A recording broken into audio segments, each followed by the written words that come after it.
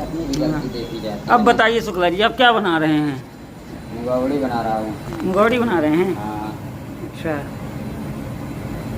ये काय से बनाते हैं ये मूंग की दाल, हाँ, प्याज और अदरक और धनिया पाती ये सब मिला करके बनाते हैं। अच्छा, बढ़िया से है। ये कितने बजे से कितने बजे तक आप बनाते हैं? ये 1 घंटा बनाता हूँ। 1 घंटा 6 से 7। बस? हाँ। उसके पहले? उसके पहले समोसे वगैरह निकालता हूँ। हाँ। हाँ, समोसे, आलू बंडा, भाजी बड़ा। अच्छा, हाँ जी। सुने कि आपकी भजिया बड़ी करारी रहती है। हाँ। बहुत लोग खाते हैं। बहुत लोग खाते हैं, हैं? दूर दूर से लोग आते हैं खाने के अच्छा, लिए। तो मान लीजिए किसी को खाना होगा तो कहाँ आना पड़ेगा? नगर निगम के सामने। है? हाँ। नगर निगम के सामने हाँ, कान्हा एग्जैक्ट नाका सतना सेंटर। है ना? पूरा एड्रेस बताइए तब ना पब्लिक जानेगी।